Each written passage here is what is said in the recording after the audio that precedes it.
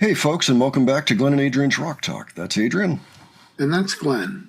And today we return to Sina drums, and she's doing a cover of Peter Gabriel's Sledgehammer on her boat in the Netherlands, I believe. There was a point she moved to the Netherlands for a little while, perhaps Amsterdam, I'm not too sure about that, and she lived on a boat. So this is actually called The Boat Sessions, Episode 1, Sledgehammer, and she is joined by a number of other musicians. It looks to me like it's pretty much a live thing, so that should be fun. One of the people joining her is Shara Kilchling. I hope I got the pronunciation correct on that, but she showed up as the guitar player and vocalist on the Abbey Road medley that we looked at recently, which also included Emily Lingy. And so she's great. She's a great singer, great player. Look forward to seeing her in this one, and I think she's the lead singer on it. Then we've got Nils Neumann on bass guitar and did the production, Noah Benedict on alto sax, Marius Holland on piano, Camila Bastidas on tenor sax, Marieke Gustorf on trumpet.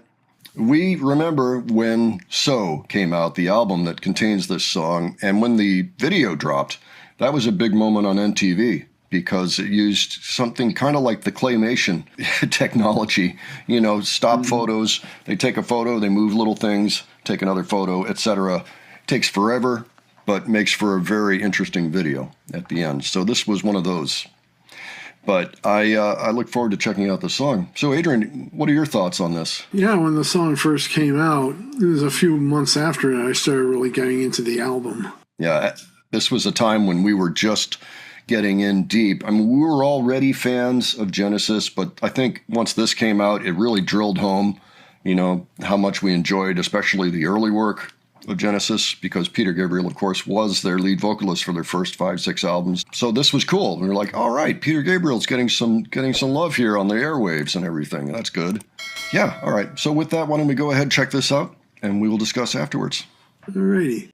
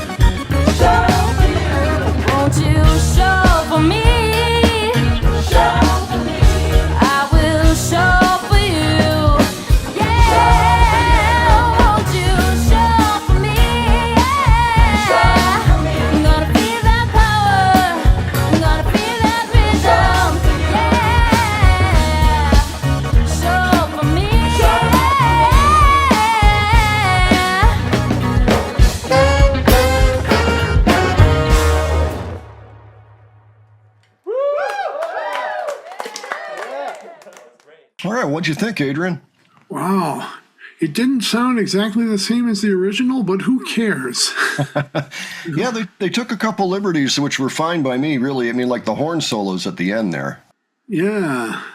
You know? Yeah. Also, the drums. I mean, Sina played the drums perfectly. They don't sound quite the same as what I remember them sounding on Sledgehammer, but I mean, she played it perfectly. So, Yeah, what I more do you agree. want? Let me go ahead. Yeah, as a matter of fact, the whole thing had a sound to it that sounded like, well, yes, this is definitely the live session. You know, it didn't sound studio perfect, which is fine by me, but it sounded great. Yeah, I mean, they sounded fantastic. You know, good band for sure. They really knew what they were doing. They nailed it. It sounded wonderful.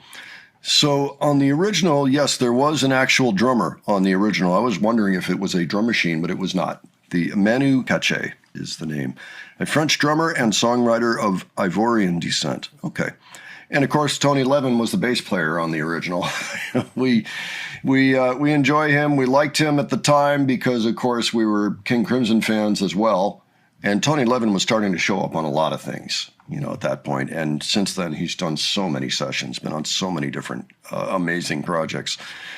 This also had Daniel Lanois on guitar, one of the guitar players on the original. He eventually became a major producer. I guess he did help produce this with Peter Gabriel, but he went on to produce The Joshua Tree by U2 and many other prominent albums, you know, including some Emmylou Harris. There was a lot of talent in the room originally. By the way, one of the original backing vocalists was P.P. Arnold, who also sang a hit with the Small Faces. If I remember Tin Soldier, I think she was on that one. This was a major song. It was #1 in America in 1986, also #1 in Canada, #4 in the UK. It was just a massive smash, and he got a bunch of Grammy nominations for it. And as a matter of fact, some people consider the music video one of the best ever made. And I think I might agree with that, just from memory. I haven't seen it in a long time, but it was something else. Fantastic job. Everybody that was there, wow, good work. Good to hear the song again. Played slightly differently, but perfectly, Yeah. as far as I'm concerned. They did a wonderful job. Interesting little aside. Invisible Touch was the #1 hit just before Sledgehammer dislodged it. So, and yeah, which was funny. And Phil Collins said, I read recently that Peter Gabriel knocked us off the #1 spot. We weren't aware of that at the time. If we had been, we'd probably have sent him a telegram saying, congratulations, bastard. It's pretty funny, actually. So, anyway, great job, Sina and crew. Really enjoyed that one. We are certainly going to come back for more. So, folks, why don't you give your impressions on that one? If there are any details you think we missed, leave them below. If you have other suggestions, you can leave those as well. And if you enjoyed this video, please give it a like. And if you enjoyed the presentation, please subscribe. All right, thanks so much for joining us. We'll catch you on the next one, all right? Take care, folks. See you all later.